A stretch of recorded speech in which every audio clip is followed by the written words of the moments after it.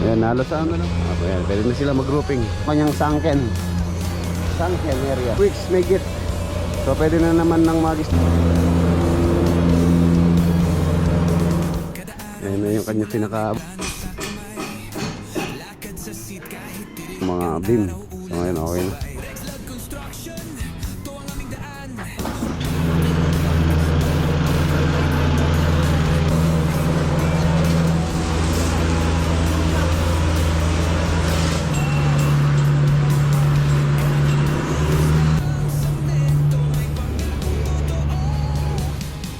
Tama ko pala si Ray. Good morning. So, usapan kasi namin which is sana doon yun. So, yun. Garahe dito. Maraming mga battery garahe. NMAX. Ito gamit mo.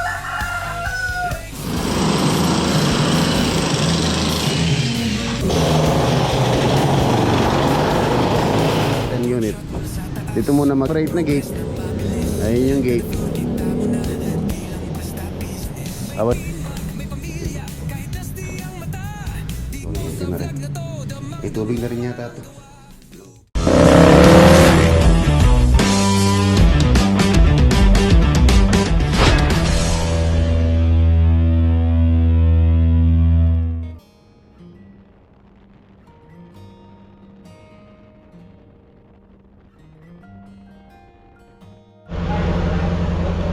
Ayan na, nandito po tayo sa Bulacan project dito sa Pandi. Ayan na yung project natin na start na silang mag-roofing. Tapos na po yung patapos na po yung kanyang ano, yung kanyang pinaka-structural. So mga ano na lang to. Ayan, halos ano na lang po ito, wall partition na lang. Wala yung supplier ng ating gagamitin dito mga boss. Next week daw siya mag-ocular. Starken po ang supplier na kausap namin dito. AAC Black ang magiging ano po nito, magiging wall partition. Ayan o. Ayan, pwede na sila mag-grouping. Okay na rin po yung roof beam. Tapos piniprepare na nila yung flooring sa ibaba.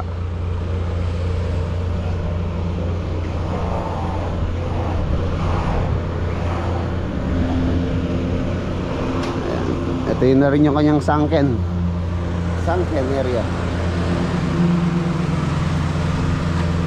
Swimming pool, parang swimming pool oh.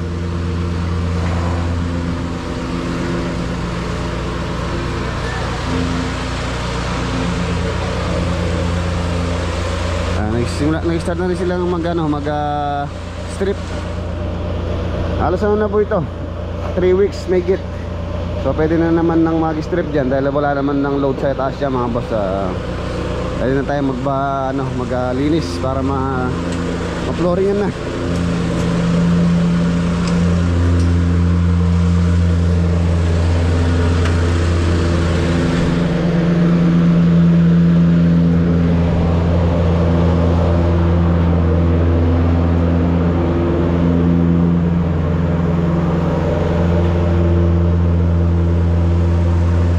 Tubig.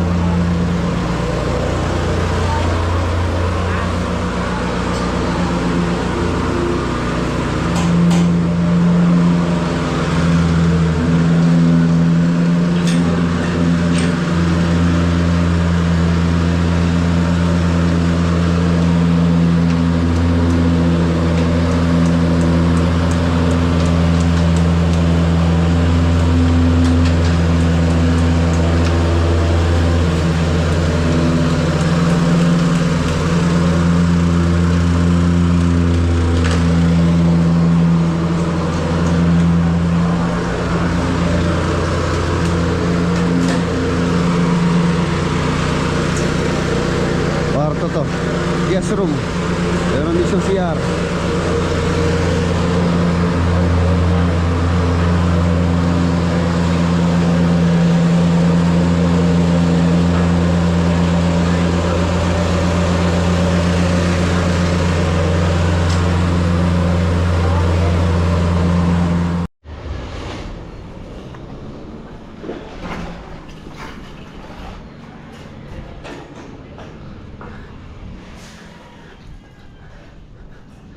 Ayan na yung kanyang pinakabubong mga boss. Ayan, ito yung kanyang loft.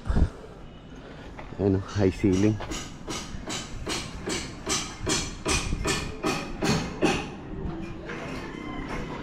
Last week na punta natin dito, halos pinoforma pa lang nila tong mga beam. So ngayon okay na. Pwede na mag roof framing, roof frame. Ayan na po yung mga materyales.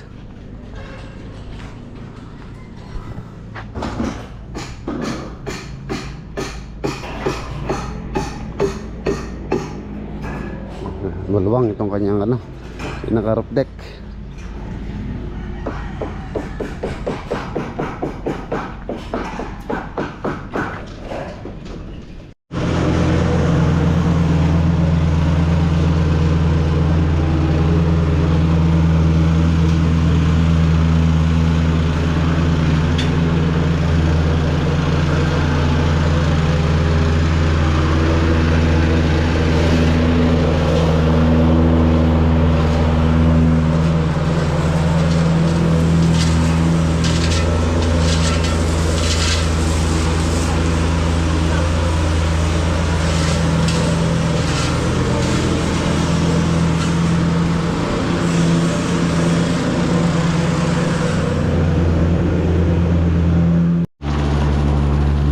Lakas ng tubig dito mga boss.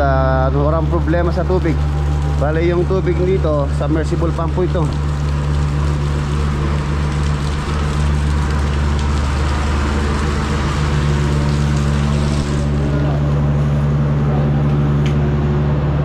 Tapos sa gravel bedding, then nalalagyan po ng ng polyethylene sheet.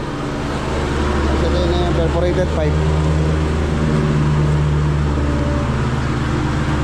para sa anay.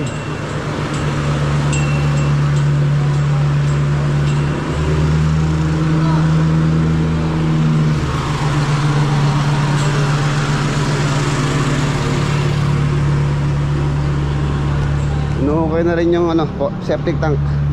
Ayan yung ayun po yung submersible pump na nandun sa ilalim. So pagka po natapos namin dito, lalagyan po namin ng yan, pressure tank. Ayan po yung magiging water source nitong bahay.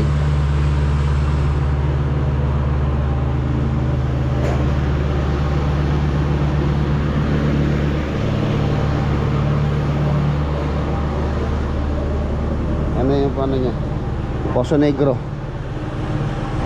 Parang pinagkakain dito, pantatambak po dyan.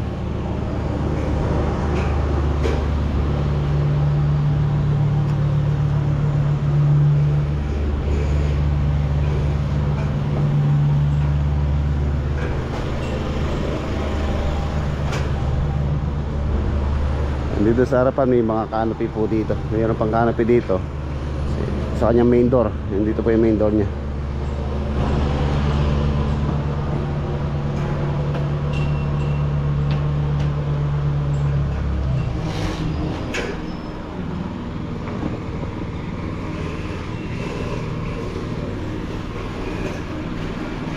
Ganda na. Partition na lang mga boss. Halos na, kompleto na. Tapos kagandahan po ng AAC block, hindi na po siya pa-plasteringan. Yung pinaka main house, AAC block po yung gagamitin namin. So dito sa garage, dito sa wall na to, yan lang po yung CHB. Next week daw, mag-ocular na si Starken.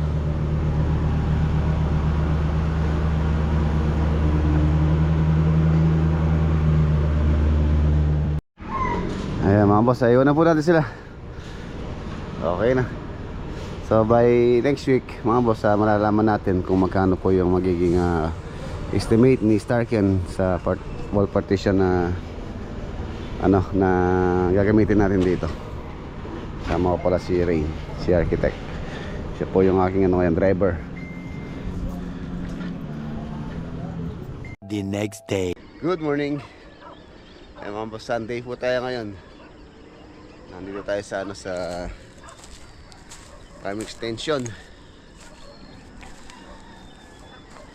Maraming salamat pala mga boss dun po sa mga nag-comment na nag-suggest kung 700,000 yung ano, yung pong magiging cost ng developing nito. So marami pong nag-suggest sa atin na bakit hindi na lang ako bumili or mag-avail ng ano ng excavator or backhoe. So naisip ko rin po yan. Kaya maraming salamat po sa inyong suggestion na nga naman kung 700,000 yung ano yung magiging cost nito sa 500,000 to 400,000, maganda na po yung excavator or yung backhoe na mabibili. So yun pwede po yung ano sinasabi po nila na sarili ko pa. So magagamit pa sa mga proyekto if ever na mag-build nga tayo. Pero sa ngayon mga boss, hindi ko muna po na ano dahil hindi ko muna in-expect na maano ngayon to madedevelop dahil medyo malaki po yung halaga. Alam naman natin na yung pong pinambili ko dito is na matagal ko rin pong pinag-ipunan yun. Yung pinambili natin dito, yung pinandagdag natin. So pag-iipunan natin, hindi naman tayo nagmamadali. Ano muna, paunti-unti lang muna. So yung lupa na yun, nandyan lang yan. Pagka talaga may budget na, doon natin i-develop. Ang bala ko po rito mga boss, ang pinag-usapan kasi namin dito sa Gawirito ay magiging fish pond. Siguro at least mga 2,000 square meter ang yung magiging fish pond. So yung pong hukayin dito, dadalhin dito, which is gagamit daw sila ng mini dam. Kakarga ng bako dyan, tapos dyan, tatambak naman dyan para po maging level po dun sa akin dito sa farm, dun sa existing yung pinakatabon o pinakatambak, pinapa-level ko po kasi ito at least 1,000 square meter hanggang dito. So yung matitira dyan, ayun, pagka po na natambak ito, for example hanggang dito, so napakalaki po na po ng area na to na pwede natin gawing tayo dito, magde-develop tayo, gagawa tayo ng mga dapat gawin tulad ng sinapangarap nating A-frame, which is sana doon yun. So yan, dito napaplano na nating mabuti to. Tapos dito fish pond or yung pinuntahan namin ni paring makisa rin po sa option yun, magandang negosyo rin yung itikan. Ayan, siguro kung hindi man tayo matuloy ngayon sa pag-develop nito, sa susunod na taon, next summer, pag-iipunan muna natin. Hindi naman nagmamadali naman. Kailangan nating mag-ipon ng budget para dyan naman. At least the lote nandito na to. So yun, for today's video mga boss pala, pumunta ako sa Akalulot project. Sunday ngayon, meron lang akong check doon. Hindi kasi ako nakapunta dito mga araw sa Akalulot sa may 10 unit. So bisitahin natin ngayon. Tapos may gagawa rito mamaya.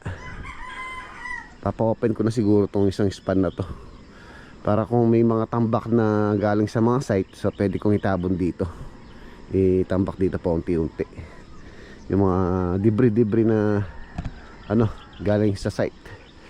Ayan, pwede yun. So yan, itong mga kubo hindi pa rin napagawa. Kailangan pong kabarnisan. Tapos yung bubong niya, ang bala ko na lang dito mga boss, tulad ng mga nag-suggest, mas tatagal kung yero na lang yan. Pero hindi ko na po tatanggalin yan. Papatong na lang natin yung yero dyan para tumagal din. Maganda nga po yung para hindi na tayo nagme-maintenance nito. Dahil pagka po kasi ganito, nasa pa lang to, 3 taon. Itong mga kubo na to, kung hindi ako nagkakamali, 3 taon pa lang ako dito nung nabili ko tong mga kubo na to. So yun, ito naman project dito mga boss. Ay na po siya. Yun. Excuse me. Ang balak pala dito, mga boss, garahe po to. Ang garahe, tapos meron siyang taas, meron siyang loft. Hindi naman siya ganun kataas, hindi naman kasing taas nun, mababa lang. Gagawin ko lang ano to mga boss, yung sa taas gagawin ko lang storage, dahil marami tayong mga gamit na kailangan itabi. So sa taas, tapos sa ibaba garahe. Ayan, 6 meters po yan, 6 meters yung kanyang pinakaaba. Tapos 6 meters din yung pinaka ano niya, 6 by 6 meters.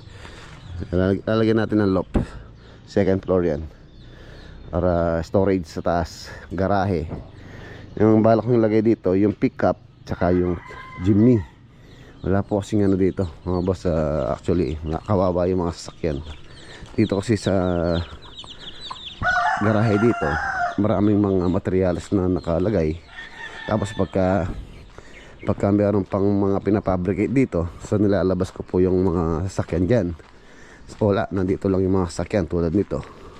Ayan. Ayun yung, ito si Hero, unang sasakyan ko. Tapos yung Jimny nandun lang oh. Yung sasakyan ni Mrs. Tapos ayan, tama raw pickup, ayan yung balak kong lagay doon, tsaka yung Jimny. So ito, si Hero tsaka si Tamaraw, so pwede na sila dito. Kasi yan pa, punong-puno yung garahe. NMAX, ito gamit ng aking anak. Tapos ADB. Tapos ito Z9. Ayan. So siguro doon pwede sila doon. Ito mga motor. Hindi naman malaking space nito mga motor na to. Tatlo na to, pwede pa ron. Tsaka ito. Yan, pick up. Si Proxy.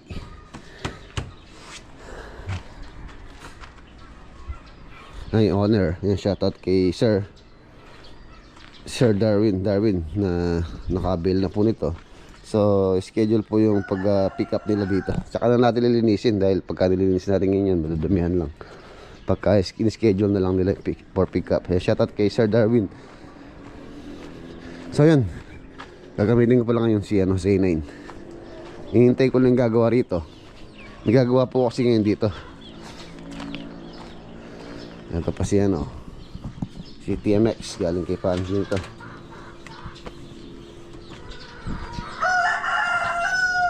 May gagawa ngayon dito.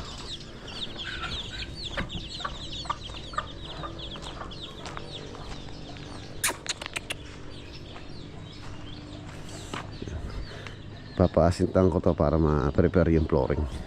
Tapos ito, singit-singit lang naman yan. Tapos yung mga ginamit pala dito mga boss, mga tira-tira lang po yan. Yung ginamit namin dyan, halos wala pa akong binibili naman para dyan. Yung mga labis-labis lang na materials yung pinapagamit ko lang naman dito. Ayan o, mga C-channel bar 2x6, tira-tira lang po yan. Makakabuo tayo ng garahe, pick up, tapos kahit doon yung mga motor, so pwede na po dyan. Para meron silang maayos na garahe. And hindi kawawa yung mga sakyan.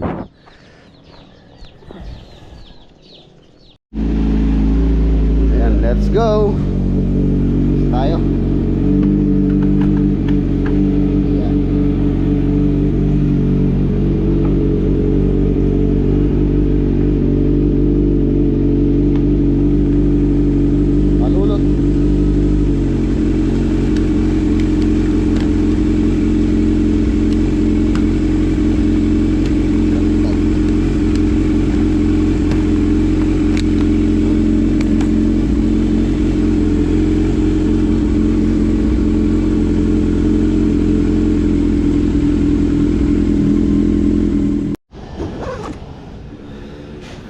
Nandito na tayo. Yun o. Halos patapos na po itong extension nila owner. Tapos update din tayo sa ginagawa po rito sa mga unit. Dali. May pumasok pa lang ngayon dito, tatlo. Si Bebe, si Jomar, tsaka si Larry. Ayan o. Linggo po ngayon gumagawa sila. Yeah.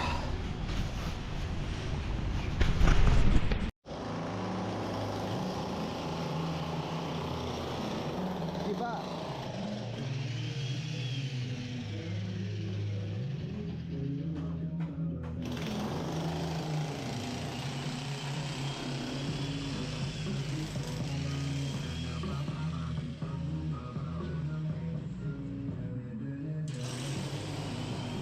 Wasak.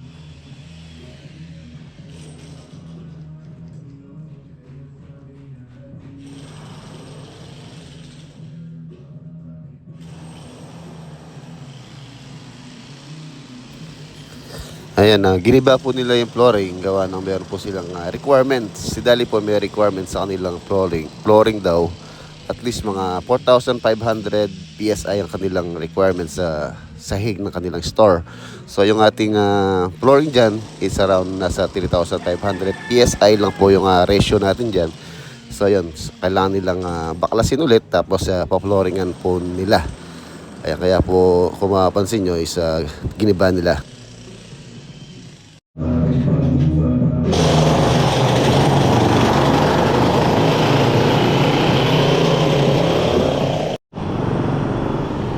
Ayan mga boss, giniba po nila yung partition. Tapos yung sahig, giniba po din po nila yon. Dahil meron po silang ilalagay doon na ipo-flooringan nila ulit. Ayan. Iba ang unit, hindi pa tapos. Yan, gagawin po nila yon. Update na lang tayo pagka natapos po yun. At least mga ano daw po yung ano nila dito, deadline nila. Kung di ako nagkakamali, 30 days yata. 30 days. Tapos dito, ito na yung garahe ni owner. So for the meantime kasi mga boss, ito muna yung unit na to sa 10 unit. Dito muna mag-i-stay sila owner pagka umuwi po sila dito. So ito yung magiging garahe. Tapos ayan, meron siyang separate na gate. Ayun yung gate. So ayan, okay na. Ito yung magiging gate dito. Tapos yung mga binaklas naming ano doon, mga bakal, mga steel door. Ayan, nilalagay po namin dito. Steel door.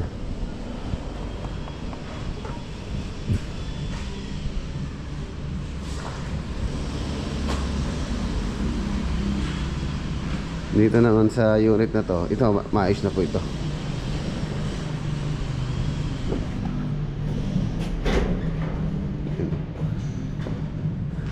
Meron na ring aircon to.